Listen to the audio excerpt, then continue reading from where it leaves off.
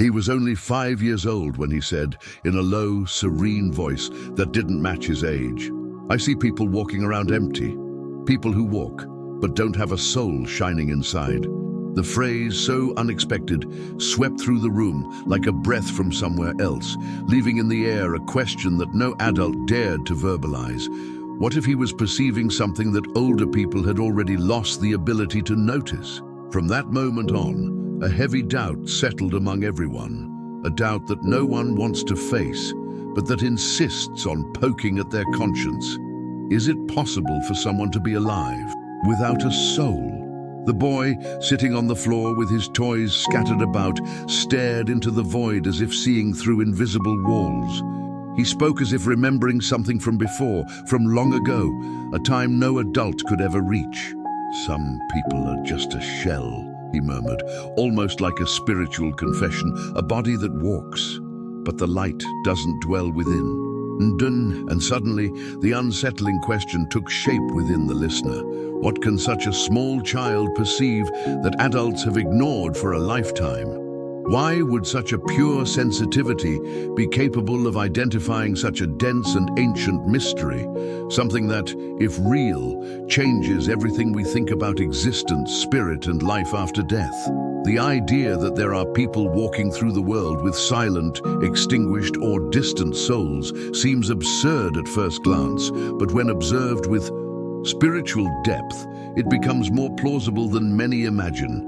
In different esoteric traditions, there is the concept of an energy veil, a layer that forms throughout material life and can distance a person from their own essence. This veil, combined with social and emotional pressures, creates a state in which consciousness disconnects from its inner light. It's not about not having a soul, but rather about living as if it were asleep, buried under layers of fatigue, trauma, and automatic repetition. And this phenomenon is much more common than it seems. Modern studies of human behavior show that a large percentage of people go through the day on autopilot, without presence, without introspection, without noticing what is happening within themselves. This internal absence creates fertile ground for what spiritually is interpreted as soul detachment. Plausible statistics indicate that almost 40% of adults report feelings of emptiness, disconnection, and lack of purpose. Signs that metaphysically can be seen as a weakening of the subtle field. A 5-year-old child, still connected to intuitive perceptions, instinctively picks up on this state, as if sensing when someone's inner light is weak, extinguished, or distant. Where an adult sees only behavior, the child perceives vibration. In everyday life, this manifests itself in details that go unnoticed. People who walk with a vacant stare, converse without presence, wake up exhausted even after full nights of sleep, react impulsively without awareness, and live trapped in emotional repetitions. It's as if part of them is disconnected, submerged in an inner fog. The 5-year-old boy, in his spiritual purity, symbolizes exactly what the adult has forgotten: the ability to feel the invisible, to perceive an energy field that speaks in a silence that cannot be translated into words. Modern life, with its constant demands, weakens this connection with the spirit. The ego, in turn, creates rigid layers that stifle intuition. Repressed emotions accumulate like dust in a locked room of the soul, preventing the person from accessing their own light. And the further someone gets from their own center, the more common the feeling of living just to live becomes. It is this state that the boy senses, as if recognizing when the brilliance of someone's essence can no longer penetrate the physical body. That's why so many people live as if they were incomplete on a material level. Not because they've lost something, but because they've forgotten how to access what has always been with them. And this forgetfulness is so widespread, so habitual, so silent, that it has become part of human normality, a spiritual void camouflaged beneath daily routine. If this topic resonates with you, join our community and subscribe to our channel. Here we discuss spiritual health and physical well-being in a clear, truthful way, offering tips that truly make a difference. When this spiritual detachment goes unnoticed, it begins to infiltrate all aspects of daily life. In the body, it transforms into unexplained fatigue, into the feeling of waking up every day as if something had been drained during the night. The person feels the weight of an existence that moves forward without joy, carrying a silent emptiness that accumulates in small routines. It is not a physical pain, but a progressive depletion of vitality, as if inner strength cannot keep up with the rhythm of life. Breathing becomes short, emotions become dull, and the natural sparkle in the eyes seems to hide behind a thin mist that no one can explain. In the emotional realm, this detachment creates a kind of internal echo. The person begins to feel that they are only experiencing half of life. Conversations become shallow, connections become automatic, and moments that should touch the heart pass without leaving a mark. Gradually, they begin to realize that they are reacting more than choosing, responding more than living, as if dragged along by an invisible current. Nothing seems serious enough to be called suffering, but nothing is deep enough to be called a full life either. It's like walking inside oneself and finding no one at home. In everyday life, this appears in the simplest gestures. The person who opens the front door and feels a weight that doesn't come from physical tiredness, but from an unnamed inner absence. That moment when they look in the mirror and for a few seconds feel they don't recognize their own expression. Or the repeated scene of sitting at the table, looking at the food, and realizing they feel no hunger for anything, neither for the food nor for life itself. Small situations subtly reveal that something inside them is too far removed from the body that carries it.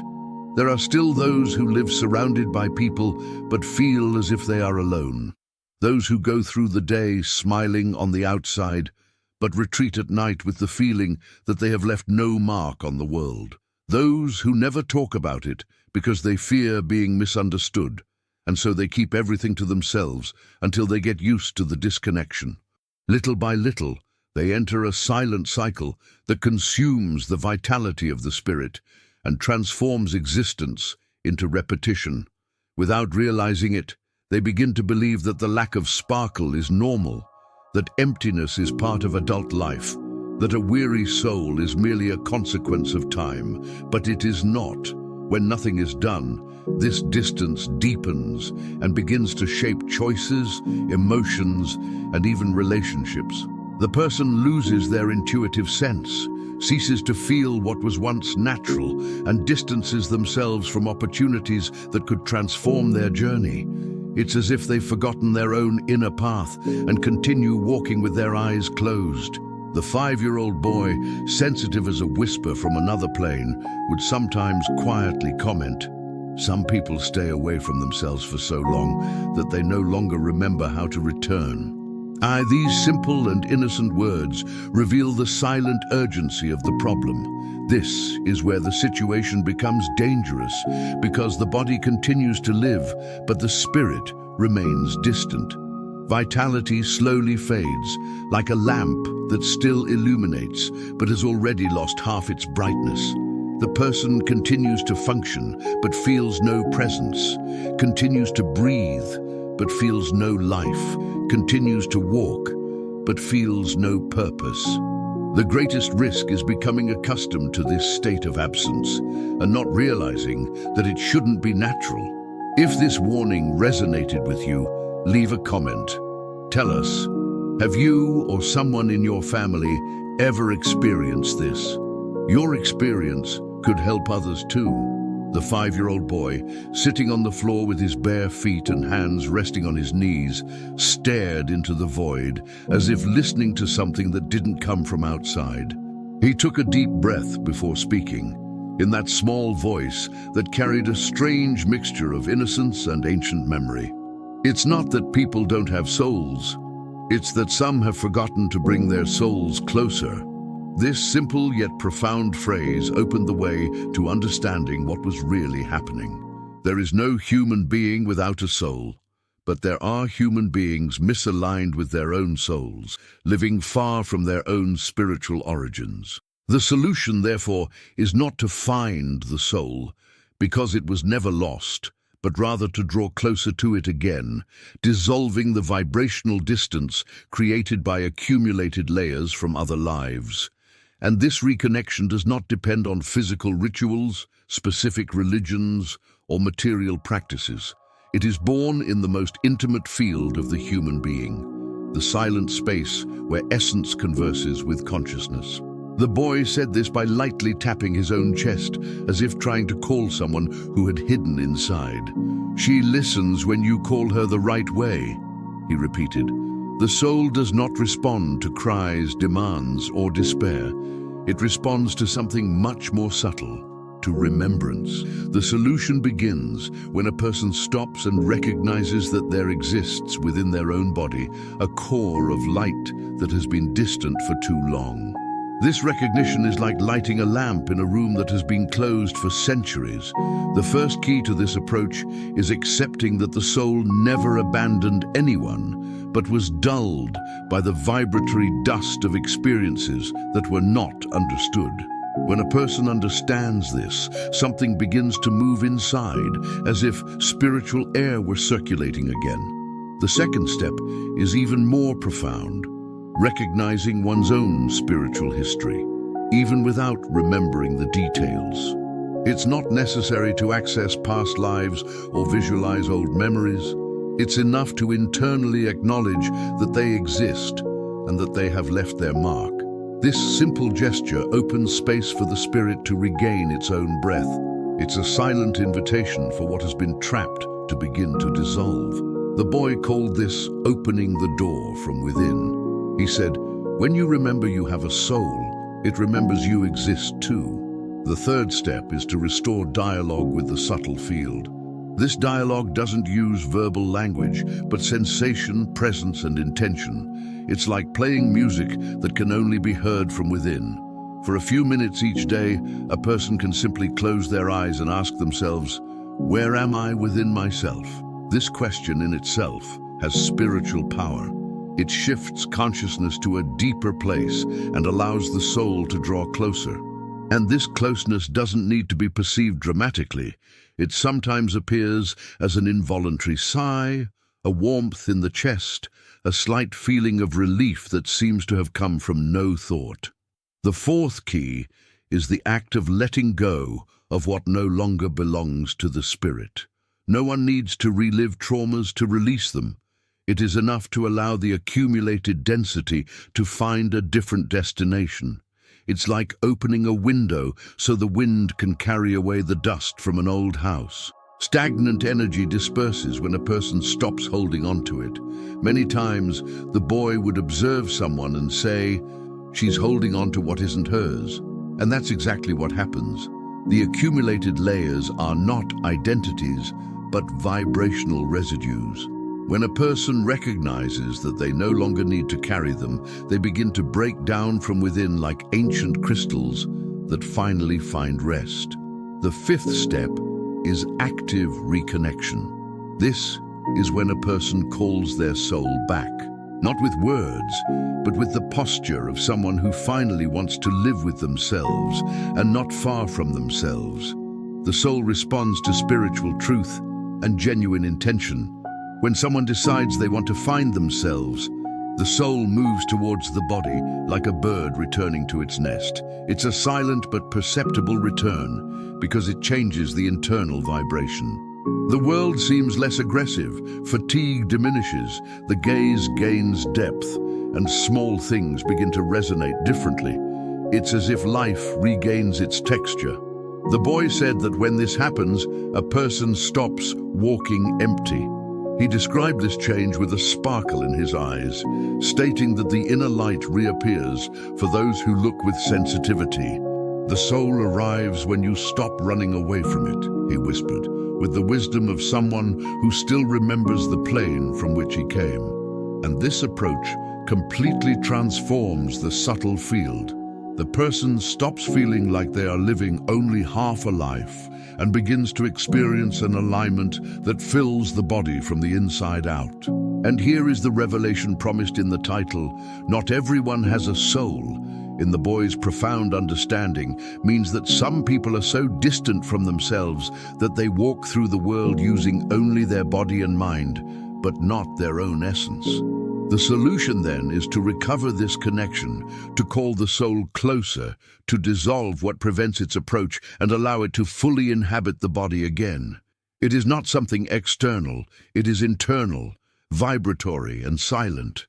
The person who undertakes this process experiences real transformations.